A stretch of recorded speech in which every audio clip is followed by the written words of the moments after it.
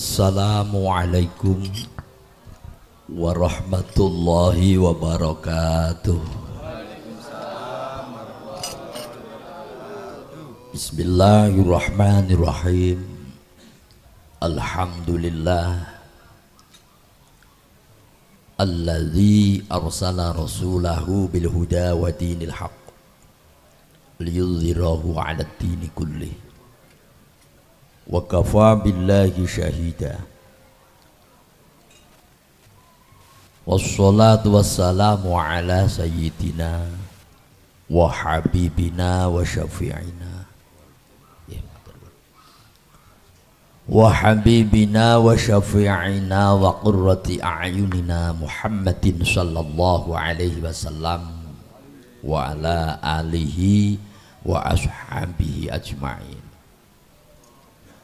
Wa qala Allah ta'ala fi kitabihil karim, a'udzu billahi minasy syaithanir rajim, wa idz ta'adzana rabbukum la in syakartum la azidannakum wa la in kafartum inna 'adzabi lasyadid. Wa qala aidan inna arsalnaka bil haqqi basyiran wa nadhira. Shadaqallahul 'azim. Wa qala an-nabiy sallallahu alaihi wasallam, akrimu auladakum fa inna karamatal auladi satrum minan nar. Al hadits au kama qala Rasulullah sallallahu alaihi wasallam, amma ba'd. Hadratal muhtaramin, sagunging para alim, para ulama, para kiai, ibu-ibu nyai sedaya ingkang sami rawuh ingkang tansah kula mulyakaken, segenap tokoh masyarakat sedayanipun ingkang tansah kula hormati, sahibul hajah panjenenganipun inggih menika Mas Rahim dalah Mbak Nurul ingkang tansah kula hormati, sedaya jamaah sholawat al-mujahidin lan ugi para bapak, para ibu ingkang sami kersa rawuh angrawuhi undanganipun Mas Rahim, sedaya ingkang rawuh insyaallah dipun mulyakake dening Allah. Amin Allahumma. Mugi tansah pinaringan panjang umur ing barokah, rezekine dipun tambah ingkang kathah tur barokah, pinaringana ahli ibadah benjang sawayah-wayah pecah, mugi-mugi netepi husnul khotimah. Amin Allahumma amin.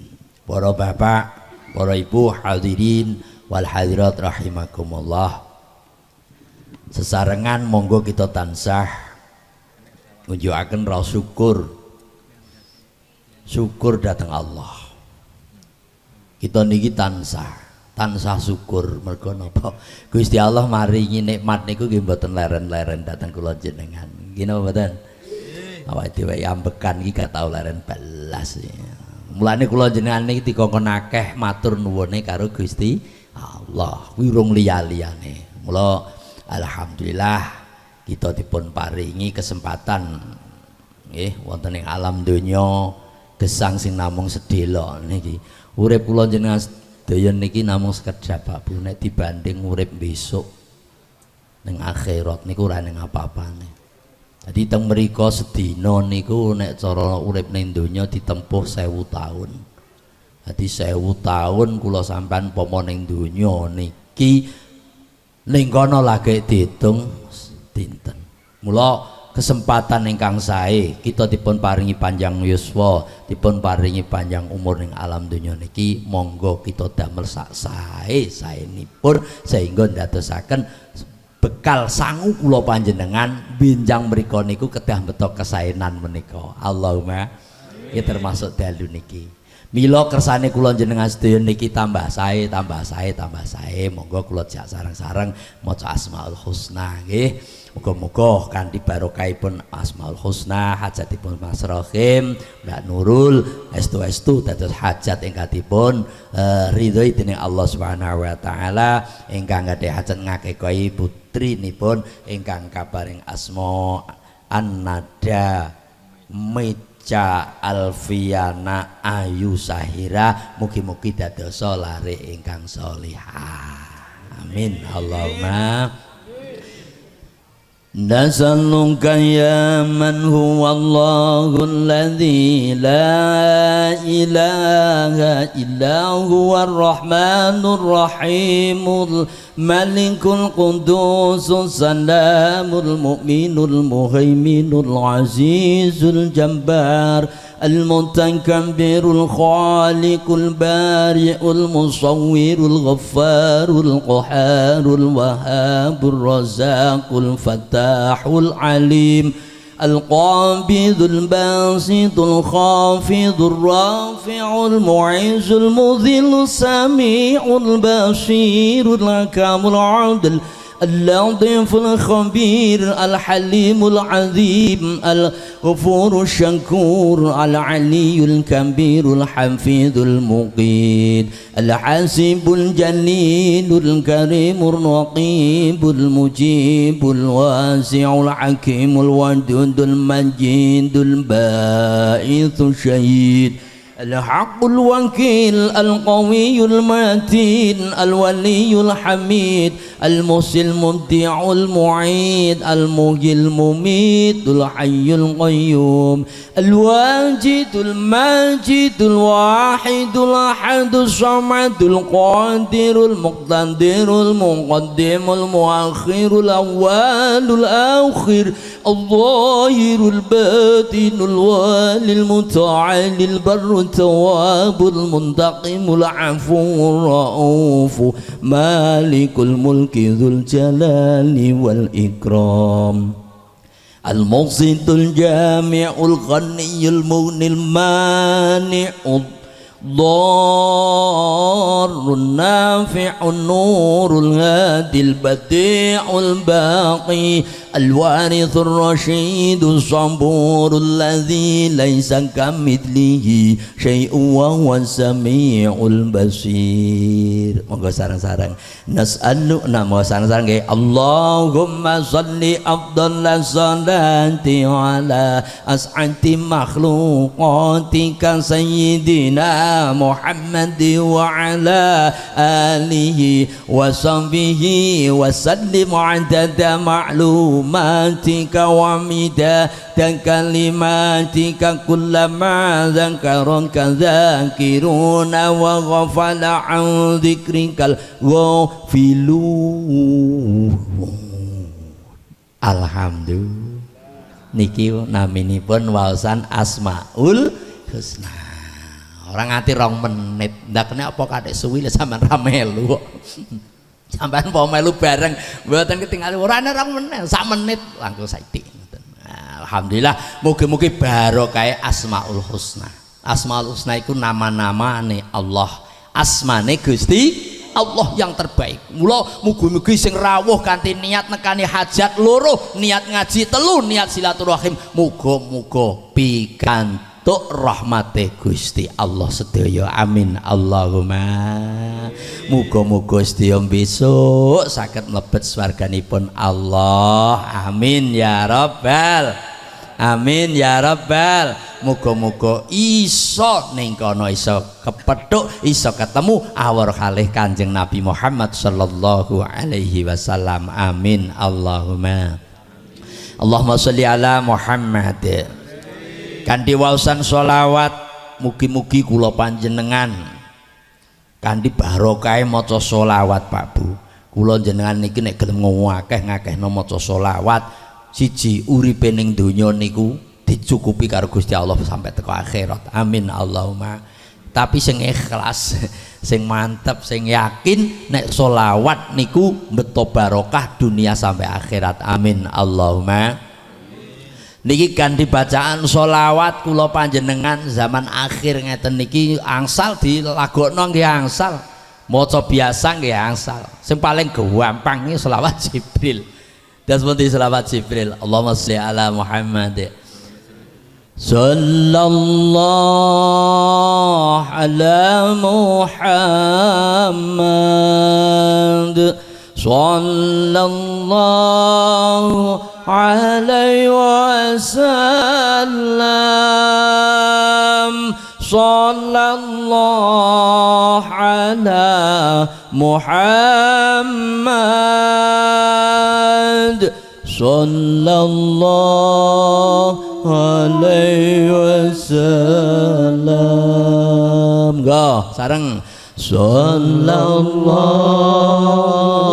ala Muhammad sallallahu alaihi wasallam sallallahu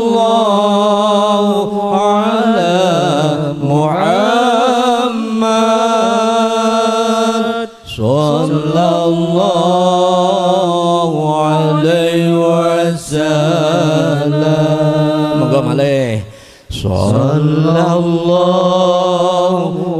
ala Muhammad sallallahu alaihi wasallam sallallahu ala Muhammad sallallahu alaihi wasallam. Allahumma sholli ala Muhammad. Niku namine selawat Jibril. Biasanya sing ngarani ngoten niku selawat ngusiriyah. Lah piye biasane bacaan ngoten niku nggih. Nek badhe berkat pun mau watu pun didongani niku diwaca. Terus mboten niku. Rasulullah Muhammad. Lah niku selawat ngusiriyah. Buyar ngoten. Rasulullah Muhammad. Para rawuh kanthi waosan selawat muga-muga hajatipun Mas Rohim menika dipun ijabah dipun kabulaken dening Allah Subhanahu wa taala anggenipun ngakekoi ingkang putra putri estrinipun nggih menika Mbak Meca nggih Mbak Meca niki muga-muga dadosa putri ingkang sholihah dipun paringi yuswa ingkang panjang nggih umur sing barokah ahli ibadah ahli taat amin Allahumma amin. Alhamdulillah para bapak para ibu hadirin wal hadirat ingkang dipun mulyakaken dening Gusti Allah niki Mas Rohim sengaja ngaturi kula jenengan dateng mriki dijak ngaji bareng. Intine niku ayo pengen omahe dinggoni ngaji. Sebab omah kok dinggoni ngaji niki barokah. Donya niki panggonan sing sae munggo Gusti Allah namung kalih sampean ling-eling. Mung loro, siji panggonan nggo zikir, kalih panggonan tolabul ilmi, panggonan ngaji. Lah omah kok dinggoni zikir, dinggoni ngaji barokah. Sebab dikire kula jenengan niki dikancani kalih Gusti Allah. Alhamdulillah. Ana jalisu man zakaroni niki dawuh Gusti Allah aku ngancani lungguh wong-wong sing do gelem zikir gelem maca selawat gelem maca zikir-zikir eling ning Gusti Allah. Alhamdulillah. Muga-muga kanthi waosan zikir waosan asmaul husna sedaya pikantuk barokahipun sehingga pikantuk maghfirah ampunan saking Allah Subhanahu wa taala. Amin Allahumma amin Allahumma. Mugi-mugi kanthi waosan selawat menika kula panjenengan sedaya diaku dados umate Kanjeng Nabi ingkang sehingga kula panjenengan pikantuk syafaat pitulunge Kanjeng Nabi langkung-langkung syafaat binjang wonten ing dinten kiamah. Amin Allahumma. Kula jenengan sedaya kudu dibuktekno apa buktine kula jenengan sedaya seneng ning Kanjeng Nabi sebab Kanjeng Nabi dawuh mana habbani kana ma'i fil jannah. Sapa wonge tresna ingsun Kanjeng Nabi seneng karo Kanjeng Nabi besok ning swargane Gusti Allah bareng karo Kanjeng Nabi. Allahumma Ya niki muga-muga ora ning nggon penak kejaba ning swargane Gusti Allah. Amin Allahumma.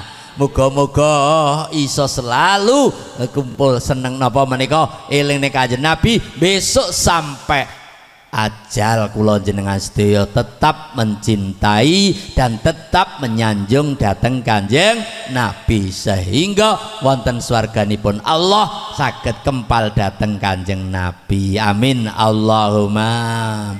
Sampai ajal menjemputku,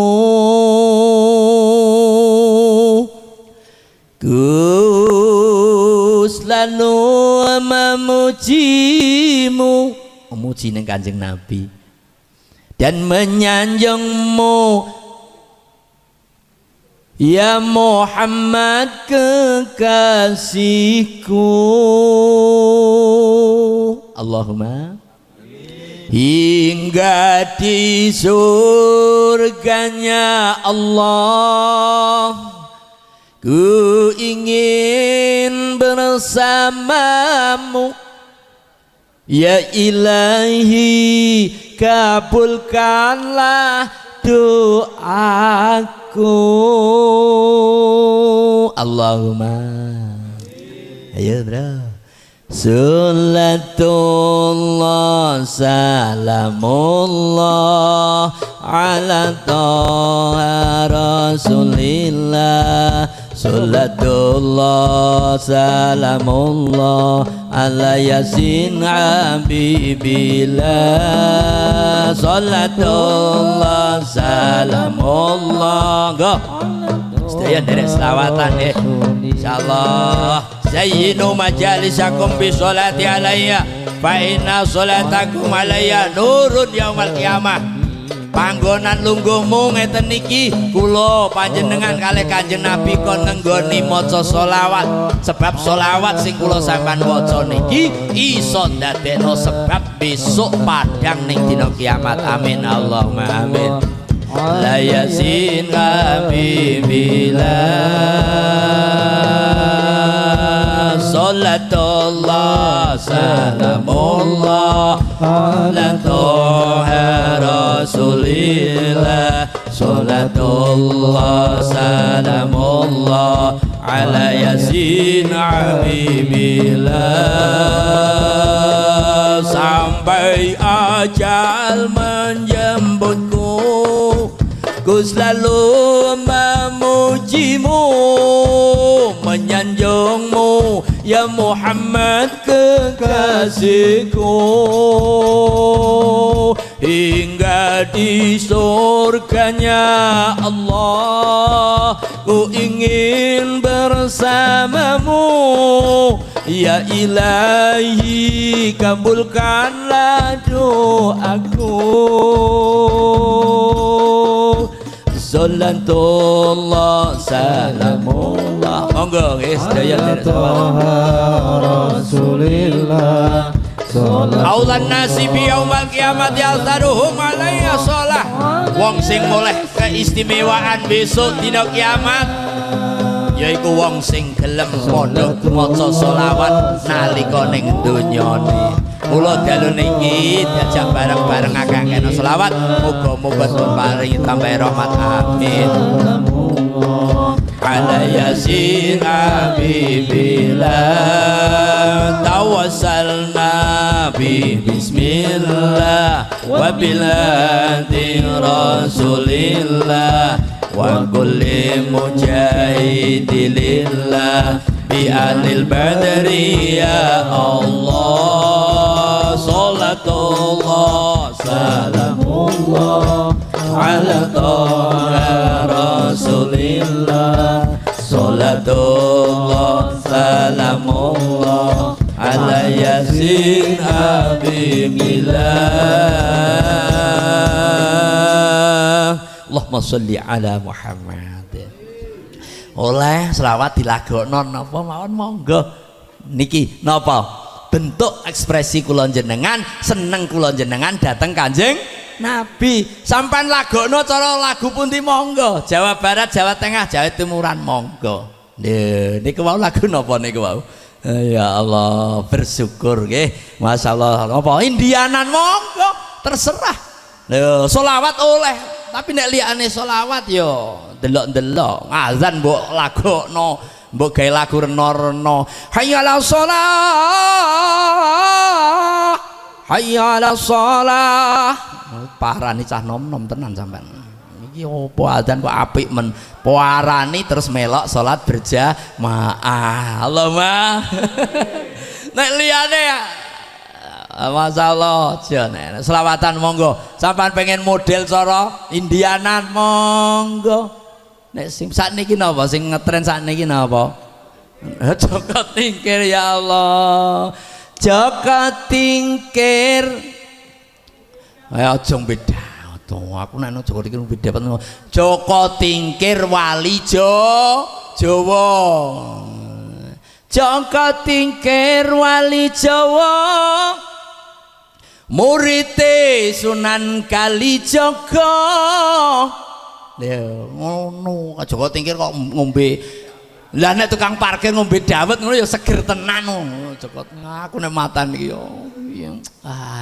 Joko tingkir wali Jawa. Joko tingkir wali Jawa murid Sunan ayo terokno Kalijaga lho ngono sampean terokne nggih Joko tingkir wali Jawa ayo bareng Joko tingkir wali Jawa murite Sunan Kalijaga ayo murite Sunan Kalijaga wis pancen kondang kaloka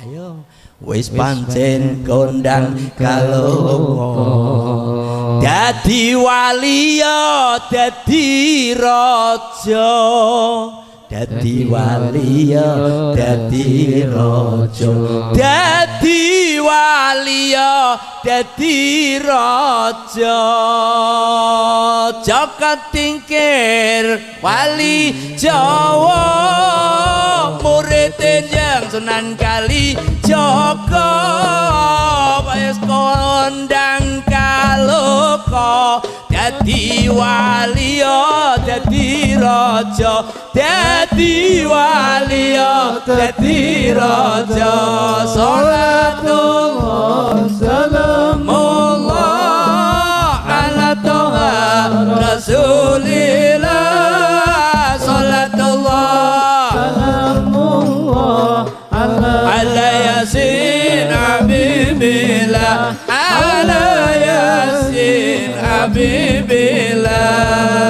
Joko tingkir wali Jawa murid Jenjang Sunan Kalijaga wis kondang ning Nuswantara dadi wali ya dadi raja dadi wali ya dadi raja salatullah salamullah ala toha rasulillah salatullah salamullah ala yasin habibillah ala yasin habibillah legendane Joko tingkir Joko gagas sregep mikir Joko tingkir sregep mikir Joko tingkir sregep mikir Joko tingkir sregep mikir salamullah salamullah ala toha rasulillah salatullah salamullah ala yasin habibillah ala yasin habibillah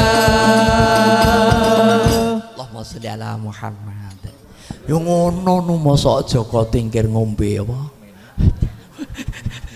kok nek gantek diweno sampean Joko tingkir niku wali muridé njeng Sunan Kalijaga ngabdi ning gone raja nembeti kerajaan nembeti niku Bintara Demak Bintara terus diangkat dadi raja sing misine Joko Tingkir niku nyebarke agama yaiku agama Islam ingkang mulya. Allahumma sing sampai kula sampean rasakno iso salat iso sholawat iso maca Quran niki nggih termasuk keturunan-keturunan sangka ajaran-ajarane Wali Songo. Allahumma sholli ala Muhammad. Kiai-kiai kula jenengan sedaya niki mula alhamdulillah dalu niki kita dipun kersake kumpul wonten ing majelis ingkang mulya menika muga-muga dadi majelis ingkang barokah amin Allahumma. Majelis taklim nggon ngaji niki panggon majelis saya Kanjeng Nabi sampai didhawuhke sapa wong sing gelem budal golek ngilmu Kanjeng Nabi dawuh ning kono dosane disepuro karo Gusti Allah. Alhamdulillah. Sampai kok niat ngaji Bu Pak man intakola ya ta'alamu ilman ghufira lahu qabla ayyaktua. Sapa wonge mah niku wau kok diniati ngaji di samping nekani undangane Mas Rohim sampean niati tolabul ilmi dosane sampean iki lho disepuro karo Gusti Allah. Allahumma urung mlaku urung budal dosane wis rontok kadang turut dalan kerotok lho cara ketok ngoten niku. Allahumma penak wong ngaji niku paling kula jenengan sedaya penak ngerontokno dosa niku ngaji tak kandhani. Lho niki sing dawuh Kanjeng Nabi. Amin Allahumma. Ibarate alang-alang ngono angel jabutane angel patenane jajal sampean semprot nganggo apa jenenge gempur kok amblas. Alhamdulillah dosa kula jenengan sedaya akeh. Gak masalah angger gedang tobat mumpung lawang tobat sik mengoh pengapurane Gusti Allah luwih akeh pengapurane Gusti Allah luwih gedhe. Alhamdulillah. Sing penting aja sampai putus asa. Dosaku akeh kaya ngene aku nek eling ndek nomku nglakoni rena-rena ngene iki ndak disepuro karo Gusti Allah. Aja ndek perasaan ngono. Gusti Allah kuwi Maha Ampun, Maha Pengasih, Maha Penyayang. Kaya apa ceritane Njeng Sunan Kalijaga. Nalika jek nom-nomane Njeng Sunan Kalijaga iki yo brandal, yo begal, yo ngampak niku. Walah wis gak karo-karuan. Nggih napa mboten? Lah kok diangkat dadi waline Gusti Allah. Pancen niku Gusti Allah niku nek menghendaki kawulane niku dadi wong apik bilalah diparingi hidayah. Allahumma. Loh asal mulane Sunan Kalijaga niku sapa jenenge Raden Said. Ngono iso ditambahi Brandal Luka Jaya.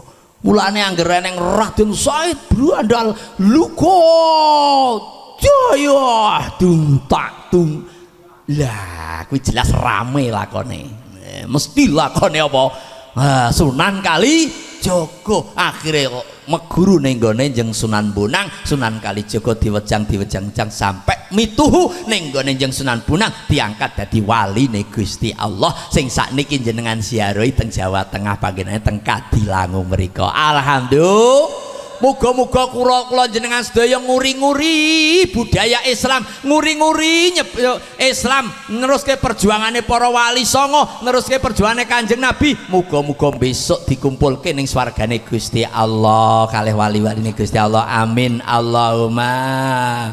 Amin Allahumma. Sluku bathok elae sirama menyang Solo le-ole payung muto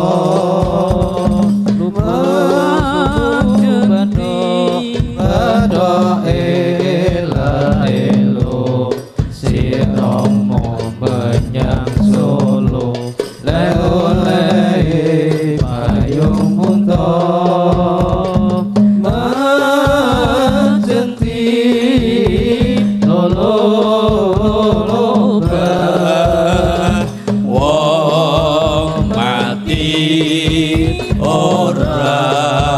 obah yen obah mateni bocah sregep ibadah. Ayo Allahumma sholli wa sallim ala sayyidina Muhammadin adada ma bi ilmiha salatan daimatan bidawami mulki lahi salatan daimatan bidawami mulki lahi. Allahumma sholli ala Muhammad. Sluku-sluku bathok niki nggih karangan karyane Wali Songo. Sing maknane niku masyaallah luar biasa. Kula sampean ning donya niki sampai ninggal salat senajan to abot kaya apa, salat aja ngasih ditinggal. Sampai eneng lir apa menika penek lunyu-lunyu penekno niku lir-lir. Sluku-sluku bathok-bathok elaelo sirama menyang Solo ndang padha nglakoni salat. Oleh-oleh payung monto nek gelem nglakoni salat syukur ning Gusti Allah, nyembah ning Gusti Allah, oleh-oleh payung monto, payung ki pengayoman oleh keselamatan, selamat ning donya sampai besok selamat ning akhirat oleh payung-payung, nek panas ora kepanasan, nek udan ra kudanan, mergo oleh pengayomane Gusti Allah. Allahumma sirama menyang Solo oleh payung monto mak jentit, salat kuwi jentat-jentit lobah wong mati ora obah, wong salat kuwi diumpamake kaya wong mati. Mula sampeyan nek salat diceluk wong ya aja sauri, wong salat celak lek yem payah salat kita dun. Lah kuwi wong mati podule. Wong mati ora obah. Maksude wong salat kuwi kaya dene wong mati mbok sugih minuman ya ora diombe. Lho wong mati wong salat ki kaya wong mati. Masyaallah mak jentit lobah. Wong mati ora obah. Yen obah medeni bocah berarti salatem gak dadi obah. Maksude obah niki dos pundi celuk wong nek salam ya wis meneng ae. Asalamualaikum sampean was salat. Waalaikumsalam. Ora dadi salat ora oleh nyauri, diceluk wong ya meneng ae, wong mati kok semaur. Allahumma sholli ala Muhammad. Wong mati ora obah, yen obah medeni bocah, yen urip golek duit. Ya golek duit nggo sangu ibadah. Duit ya penting, ibadah luwih penting. Duit kanggo sang urip ning donya, ibadah kanggo urip ning akhirat. Lah wong kok kepengin mulya donyane, mulya akhirate loro-lore kudu dilakoni. Golek duit sing tenanan, ibadah aja sampai ditinggalno. Lho nek sampai ninggal ibadah rugi. Wong awake ning donya ora sak teruse kok. Rata-rata mbah-mbah kula ampun kathah to sing pun mriko nek wis rono wis ra iso balik. Nggih napa mboten? Lagi karek gilirane kula sampeyan niki tahun Hijriyah tahun pinten niki 1444 niki umure kula jenengan niki mundak apa? Mundak sepuh. Nggih napa mboten? Deknane kok swidak. Lah iki tambahne swidak siji. Lah mono digawe swidak telu kaya Kanjeng Nabi 2 tahun kas. Alhamdulillah. Lah kok digawe kaya Kanjeng Nabi saiki dadak umure wis 2 nek digawe kaya Kanjeng Nabi 3 ya karek ngenteni sok ndak ene. Lho ngono ki urusane Gusti Allah. Wong nyatane ya rono kabeh, gelem ya rono, ora gelem ya rono. Awake dhewe masalah mati iki urusane Gusti Allah, sing penting ayo apa sing digawa sok nek aku mati. Wong mati ki ora kudu tuwa. Saiki nyatane wong nom-nom nggih kathah sing pejah. Nggih napa mboten? Mula urusan mati ki urusane Gusti Allah. Sing penting kula sampean ki ayo urip ki dikongkon apa ning donya, ayo dong lakoni perintah Gusti Allah. Mati sak wayah-wayah siap mergo apa sangune wis nggawa. Allahumma wala tamutunna illa wa antum muslimun. Niki diweling karo Gusti Allah, aja mati tenan nek kowe urung duwe sangu. Ngoten lho. karepe ngono. Mula kula nyuwun sedaya alhamdulillah muga-muga ngaji bengi iki iso ndadekno dosa kula jenengan disepuro kabeh karo Gusti Allah. Kena tinggo sangu besok nek sowan ning ngarsane Gusti Allah. Amin Allahumma amin Allahumma. Mula alhamdulillah niki Mas Rohim niki anggenipun akekoan dalu menika ngakekohi putrinipun dipun sarengi halih ngaji, muga-muga pikantuk hidayahipun Allah Subhanahu wa taala. Amin Allahumma. Sekedhik njelasake masalah akikah. Akikah niku napa? Belehno wedhus wong tuwa ning gone anak, gamblange ngoten. Dadi wong tuwa nyembelihno wedhus ning anake sing wis lair. Lho ngono nek urung lair ya aja. Nek anake lanang wedhuse kalih. Kok anake kok wadon, wedhuse setunggal. Pak, anakku wedok umpama pengen wedhus loro, mboten napa-napa. Lho ya malah apik, tapi sing dadi ya mung siji sing diitung akikah. Mriki lek ngarani akikah napa kekah? Kekah ngoten nggih, akikah ngakekoi. Dadi nyembelihno wedhus wong tuwa ning gone anak, nek anake lanang wedhuse pinten wau? Kalih. Menawi anake kok yogane kok estri, wedhuse setunggal. Anake siji kok pengen, anake wedok kok pengen wedhus loro, monggo. Siji klebu akikah, sing siji klebu sedekah. La sedekah kuwi tolak balak, as-sedekah tudaful balak. Allahumma lho ngoten. Dadi oleh mawon, tapi sing dadi kanggo akikah mung siji, sing sijine kangge napa menika sedekah. Allahumma sholli ala Muhammad. Siji. Lah di akikah niki mulai kapan? Mulai lahir dina kaping 7 nek iso 7 dina. 14 dina.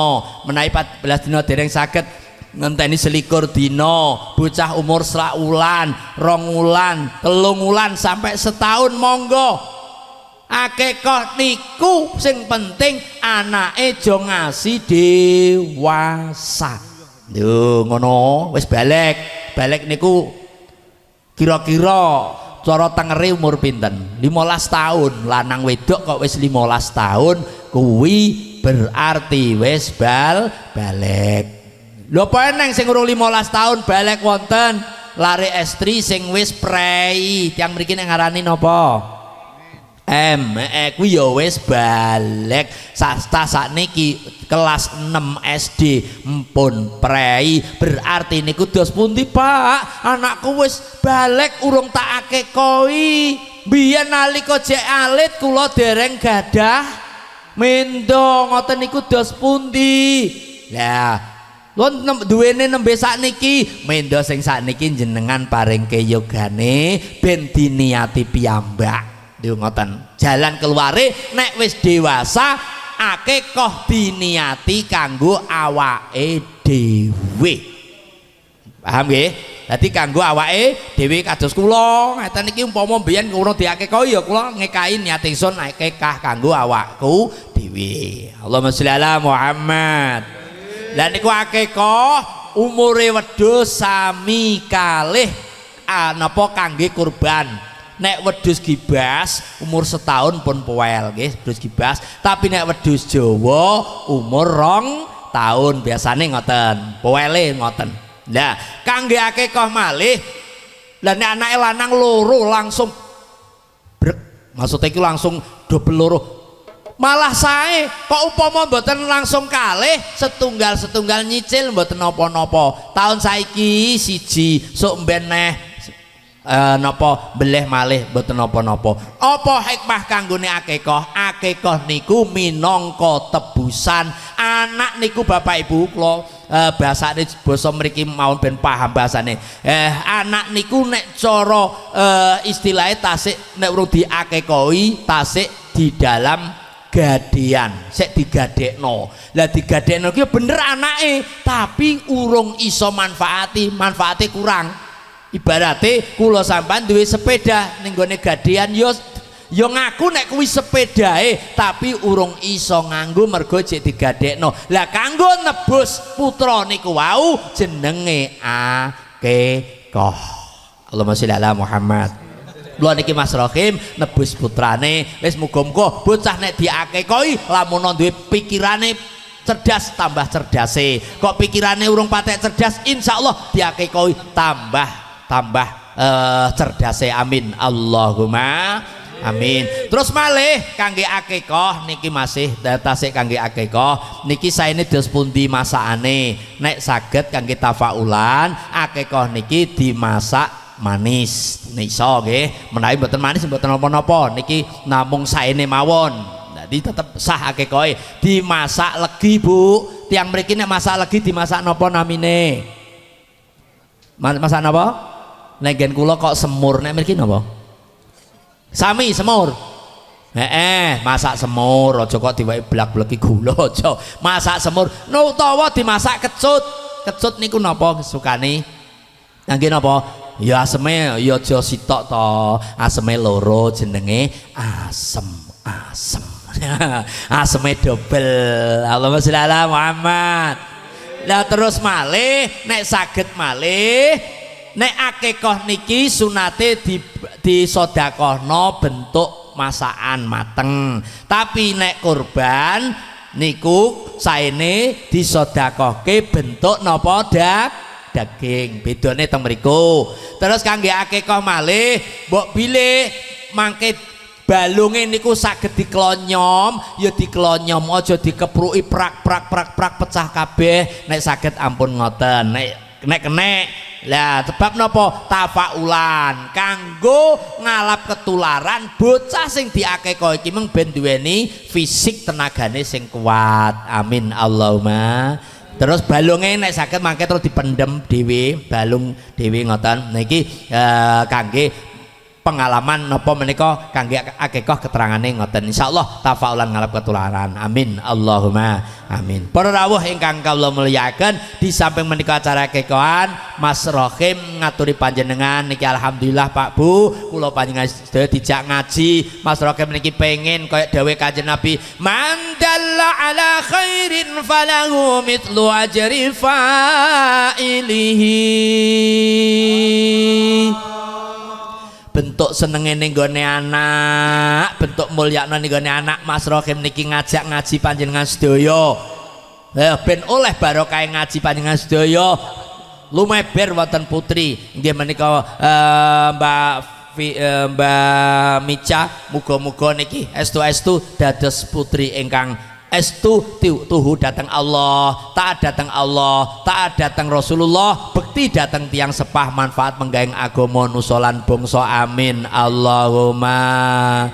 Dan niki bentuk pendidikan nggone wong tuwa nggone anak niki titipane Gusti Allah. Kula sampeyan sampai kleru ndidike niki bakal susah, bakal ketun burine. Nggih napa mboten? Niki mula alhamdulillah disuwunke donga panjenengan sedaya niki mergo dongane sampean niki nek dongane wong sakmene kae wong 40 mandine kaya dongane wali. Amin Allahumma. Lamun wong tuwa kliru mimpine alamat bakal ketun burine. Lamun wong tuwa kliru mimpine alamat bakal ketun burine. Wong tuwa loro kundur ngarsa pangeran, anak putune rame-rame rebutan warisan. Anak putune rame-rame rebutan warisan. Allahumma sholli wa sallim ala sayyidina wa maulana Muhammadin. Allahumma sholli wa sallim ala sayyidina wa maulana مولانا محمد عدد ما بعلم الله صلاة دائمة بدوام ملك الله صلاة دائمة بدوام ملك الله. Padang bulan padangi kaya rino bulanne sing awi-awi padang bulan padangi kaya rino bulanne sing awi-awi elingake aja turu sore kene tak critani kanggo sebo mengko sore kene tak critani kanggo sebo mengko sore. Allahumma sholli wa sallim ala sayyidina wa maulana Muhammadin.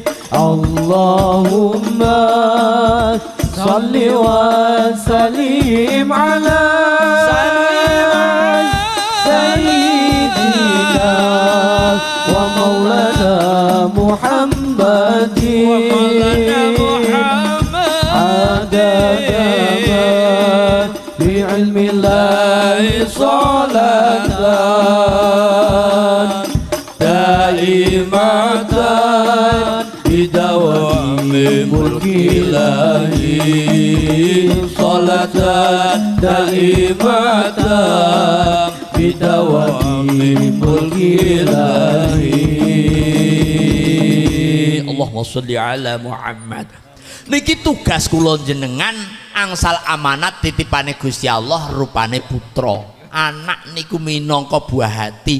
Arep-arepe kula jenengan sedaya sebab kula sampean niki besok nek pun menawi pun pejah niku sing iso milih terus ganjarane termasuk dungane putra anak sing soleh. Allahumma. Lah kula sampean niki ditugasno diwajibno karo Gusti Allah ndidik anak mulai kawit cilik. Masyaallah mulai wiwit bandulan sampai ke liang kubur niku tugase kula jenengan sedaya ndidik anak. Lah kula sampean niki sithik marai anak piye kudu duwe ngelmu isite oleh ngelmu piye kula sampean kudu gelem seneng ngaji. Allahumma dari Gusti Allah ku anfusakum wa ahlikum naro. Dawe Gusti Allah jogon yo awakmu lan keluargamu yo termasuk anak-anakmu dijogo sangka siksane geni neraka. Maksude piye? Ayo urip iki kesempatan kula njenengan sedaya gesang ning alam donya sing mung sedelok iki, ayo digo nglakoni ibadah taat dhateng Gusti Allah sesuai dawe Kanjeng Nabi igtanim khamsan qabla khamsin. Kanjeng Nabi dawuh igtanim khamsan qabla khamsin sababaka qabla haramika. Lho ngoten. Wa ghinaka qabla faqrika wa faragaka qabla suglika wa sihataka qabla saqamik wa hayataka qabla mautik. Pesene Kanjeng Nabi kula panjenengan sedaya golek 5 sadurunge ketekan 5 perkara. Niki kesempatan. Allahumma Mula dadi wong urip aja mung enak-enak, aja bungah-bungah tok. Elingo awake dhewe iki bakale mati. Lah wong mati kuwi buta sangu. Sangune wong mati dudu emas, bondo, omah gedhe mboten. Omah gedhe ngeten iki somben mati ya ora digawa, bojo ayu ya ditinggal, mobil mewah ya ditinggal. Nggih napa mboten? Sangune amal. Lane Kanjeng Nabi pesen ngoten niku, jaga 5 sebelum datang yang 5. Pesennya Kanjeng Nabi pertama, jaga muda sebelum tuamu. Kedua, jaga sehat, jaga kaya sebelum miskinmu. Ketiga, jaga sempat sebelum sempitmu, jaga sehat sebelum sakitmu, jaga hidup sebelum matimu. Welinge Kanjeng Nabi. Allahumma mumpung sira isih muda, tenagamu isih rasa. Nek cara selawatane ngono. Mumpung sira isih muda, tenagamu ijek rusa. Ngelingono yen wis tuwa, supaya ora kucewa. Allahumma mumpung sira isih sugih, ibadah tanpa pamrih. Elingono yen wis melarat, isone mung sambat. Nggih napa mboten? Wong nek melarat ki isine mung Rasulullah tok. Mumpung sik sugih, gunakno hartamu kanggo dalan ning Gusti Allah, nggo celengan besok iso nyelametno ning akhirat. Amin Allahumma. Salatullah salamullah ala toha Rasulillah. Salatullah salamullah ala Yasin Habibillah. Salatullah salamullah ala Yasin Habibillah.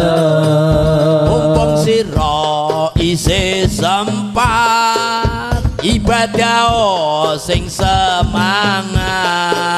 Elingono yen wis repot, ibadah rasane abot. Ayo jawab. Elingono yen wis repot, ibadah rasane abot. Yuk salatullah salamullah ala toha Rasulillah. Salatullah salamullah ala Yasin Habibillah. Salatullah salamullah ala Yasin Habibillah. Mumpung sira isih waras, ibadah kanthi ikhlas. Elingono yen wis lara, ora bisa apa-apa. Elingono yen wis lara, ora bisa apa-apa. Ayo salatullah salamullah ala toha Rasulillah. Salatullah salamullah ala Yasin Habibillah. Salatullah salamullah ala Yasin Habibillah. Mumpung sik sugih kula sampean niki, bondo-bondo kula sampean ben iso nyelametno ning awake dhewe. Ya sebagian ayo tinggi sedekah, ayo digawe sedekah, ayo dipun damel berjuang. Allahumma sholli ala Muhammad.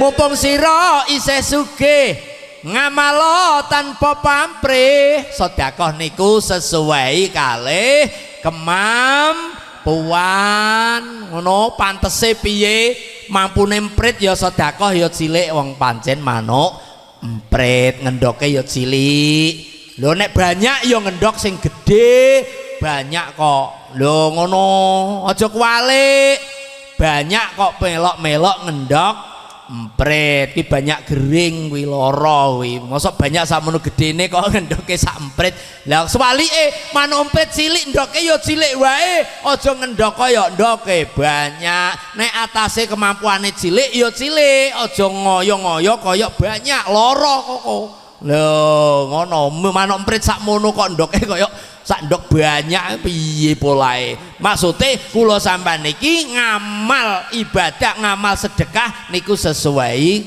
pantese kemampuane dhewe arep ngamal rasa nyunguk kiwa tengene kowe ngamal pira yu aja ngono kok mbok padak-padakno wong kono iki kono kuwi manuk emprit umpamane sampean rasa terok wong kono iki banyak sampean ya rasa terok nek pancen sampean emprit lho ngono ya sesuai Allahumma sholli ala Muhammad mumpung sira isih sehat isih waras ibadah kanthi ikhlas awake dhewe diwehi kesehatan ki kudu disyukuri awake dhewe iso mlaku ayo digo ngaji sikil kandhani sikil ayo budal ngaji kil sampe digampangno ning swargane Gusti Allah alhamdulillah iso budal ning gone Mas Rohim gone Mbah Wom mriki alhamdulillah sampean budal ngaji padha karo digampangno ning swargane Gusti Allah Allahumma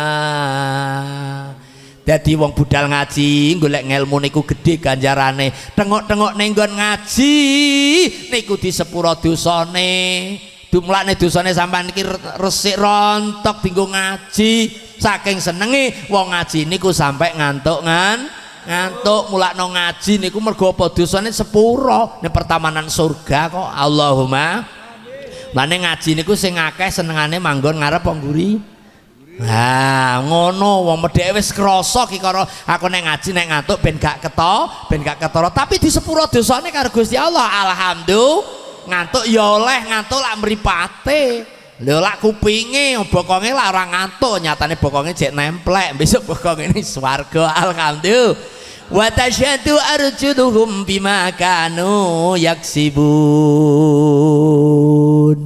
dadi besok iso nyekseni alhamdulillah sampean saiki lungguh ning layar syak ngeten iki besok lungguh ning kasur bidadari ning swarga kasur babut Allahumma mula kesel sedelok loro sedelok ngempet sedelok besok bakal penak selawase Allahumma niki dawuh Kanjeng Nabi sampean teko ngaji tok oleh pirang-pirang siji sampean dikancani Gusti Allah loro dosane disepuro telu iso silaturahim dipanjangno umure didawakno umure dijembarno rezekine disepuro dosane Allahumma papat sampean ngaji niat ngaji digampangno ning swargane Gusti Allah besok iso kumpul karo Kanjeng Nabi Allahumma sampean ngaji ngeten iki nyenengno tangga nyenengno dulur teko diundang hajatan diganjar kaya wong haji lan umroh Allahumma sholli ala Muhammad mumpung sik waras ngeling ana sampean